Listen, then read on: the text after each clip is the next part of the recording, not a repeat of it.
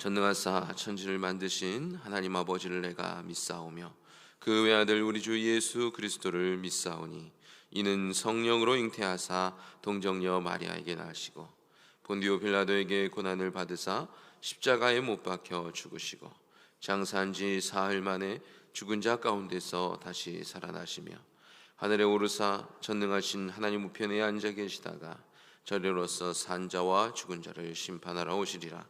성령을 믿사오며 거룩한 공예와 성도가 서로 교통하는 것과 죄를 사하여 주시는 것과 몸이 다시 사는 것과 영원히 사는 것을 믿사옵나이다. 아멘. 이 새벽 우리에게 주신 하나님의 말씀은 히브리서 3장 14절의 말씀입니다.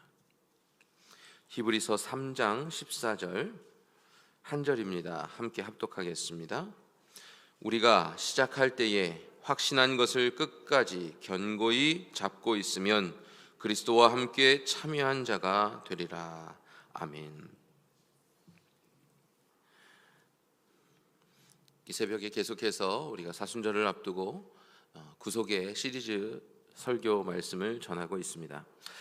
우리 성도 여러분, 예전에 1970년에 있었던 일입니다. 4월 17일에 이 아폴로 13호가 이 우주왕복선인데요, 다시 우리 지구로 귀환하는 일이 있었습니다.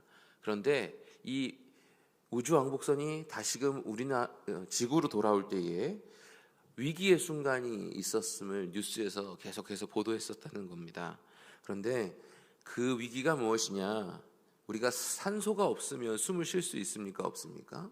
없지요. 근데 이 우주왕복선이 귀환하면서 산소 탱크가 폭발한 거예요. 그래서 어떻게 살아남을 수 있을 것인가, 많은 사람들이 숨죽이면서 바라보고 있었는데 이 우주선이 지구로 진입하면서 통신 또한 두절돼 버린 블랙아웃이라는 현상이 생겨서 과연 이 사람들이 살아남았을까, 다 죽었을까 하는 의문을 갖고 있었던 순간이 있었습니다.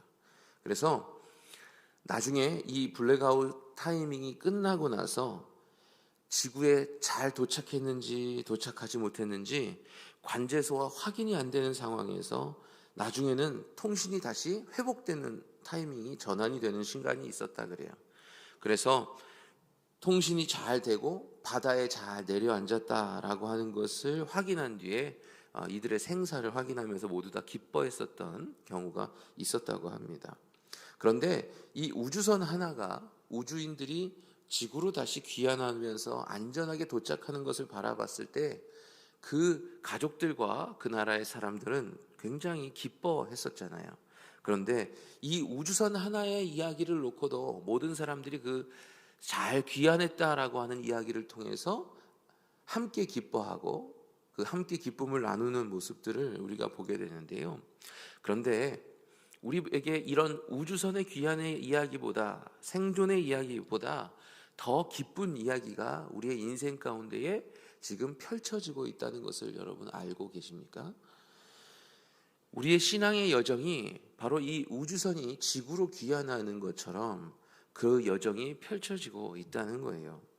우리가 인생 가운데서 때로는 거센 폭풍을 만나기도 하고 하나님과의 통신이 두절되는 상황을 겪기도 하고, 그래서 과연 내가 무사하게 살아서 하나님께로 도착할 수 있을 것인가 없을 것인가를 계속해서 고민하고 내 인생의 주제로 삼고 살아가고 있지는 않습니까? 저희는 그렇게 살아가고 있는 것이 아닌가 생각이 듭니다.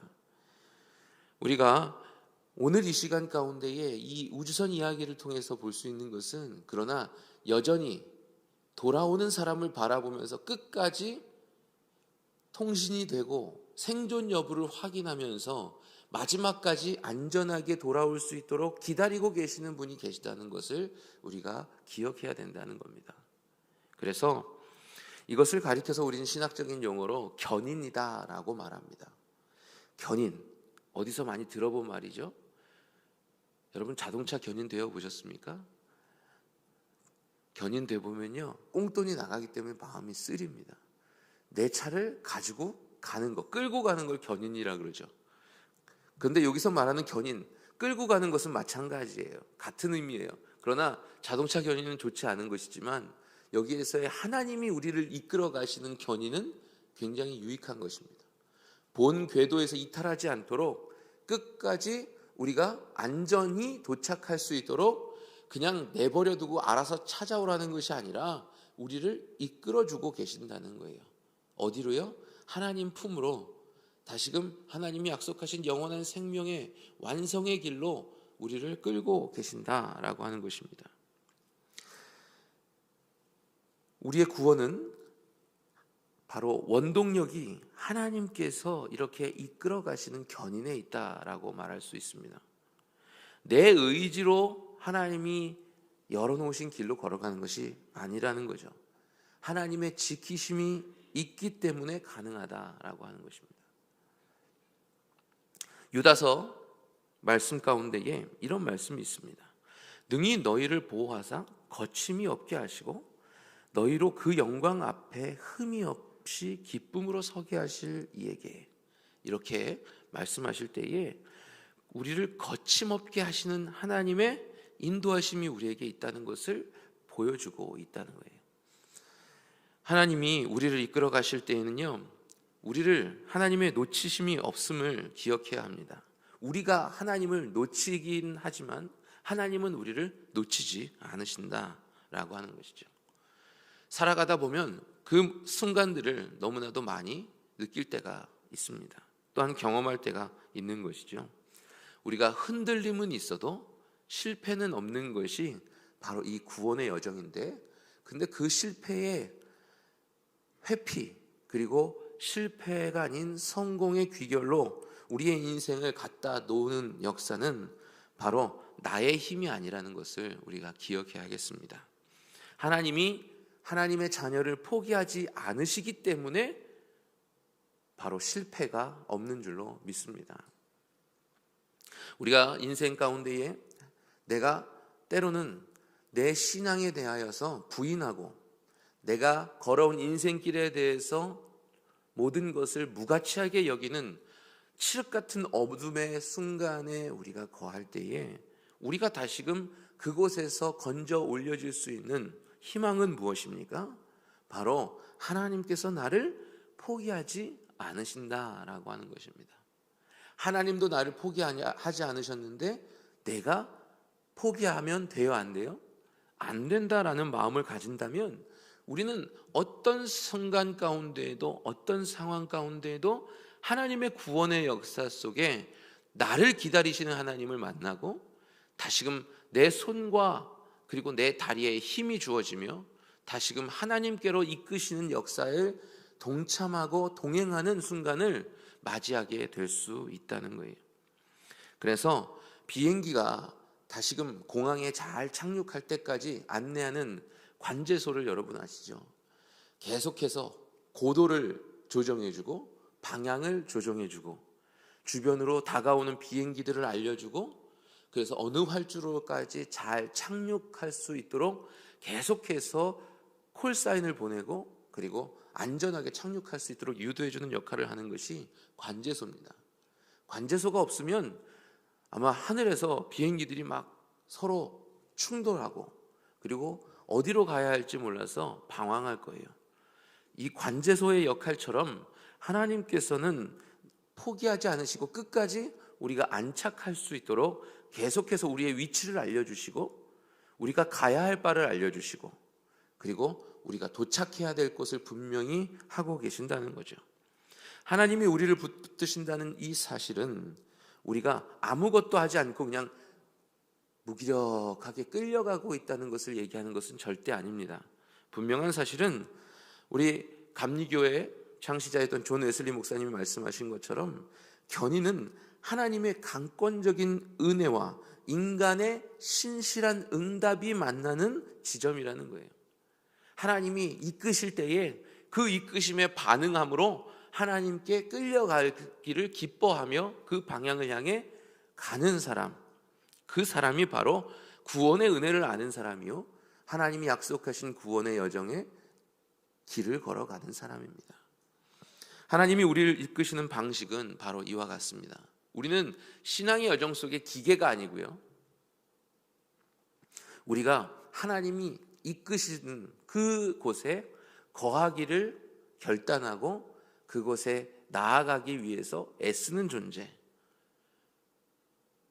그러한 존재가 되어야 된다라고 하는 것입니다. 요한복음 15장 4절 말씀 속에 이렇게 말씀하셨잖아요. 내 안에 거하라, 나도 너희 안에 거하리라. 하나님은 분명히 우리에게 응답을 요구하고 계십니다. 오늘 이 순간에도 우리는 이 새벽을 깨어가는 이유가 무엇입니까? 하나님의 응답을 구합니다. 하나님이 나를 이끌고 계시는데 내 안에 무감각한 신앙의 모습으로 그 이끄심을 깨닫지 못하는 안타까움으로 하나님의 이끄심의 가치를 내가 잃어버리고 하나님이 이끄시는 방향이 아닌 다른 곳으로 향하는 어리석은 인생이 되지 않기를 이 시간도 우리가 구하며 주님께로 나아가는 줄로 믿습니다. 그래서 내가 주님께서 던져주신 그 생명줄, 줄을 던지신 분은 하나님이신데 내가 붙잡지 않으면 어떻게 돼요?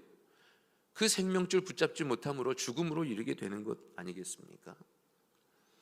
여러분, 그렇기 때문에 우리가 주님 앞에 거해야 될 줄로 믿습니다.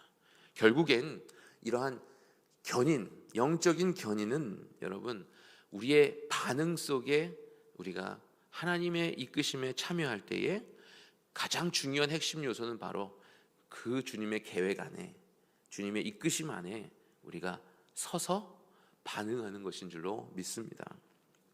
그래서 이 예배의 자리에 머물고 말씀의 자리에 머물고 기도의 자리에 머무는 이유는 무엇입니까?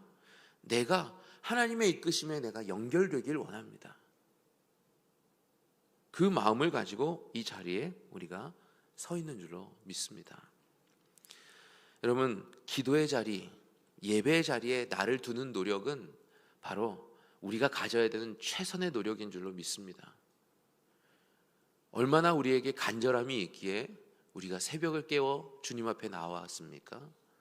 얼마나 절실함이 있기 때문에 우리가 예배로 나아가지 않습니까? 마찬가지입니다. 우리 안에 이 절실함, 거하기 위한 절실함을 늘 잊지 않고 신앙생활을 감당할 때에 주님의 구원의 계획 속에서 우리의 자리를 좋은 곳으로 계속해서 이끌어 가시는 역사를 경험하게 되는 줄로 믿습니다. 이 성도의 견인은 여러분, 내 힘이 아닌 또한 하나님이 베푸신 신앙의 공동체 안에서 이루어지고 있다는 사실을 우리는 잊지 말아야 하겠습니다. 나 혼자 할 수 없는 것, 나 혼자 완성해 갈 수 없는 것이죠. 그런데 하나님께서 왜 교회를 다니게 하셨을까요? 교회를 다닌 것의 유익은 참으로 많습니다. 우리가 믿음 생활을 할 때에 여러분, 함께 걷는 동역자를 주셨다. 이 동역자는 참으로 우리에게 유익이 되는 줄로 믿습니다. 제가 고등학교 3학년 때 저에게 주어진 하나의 미션이 있었습니다.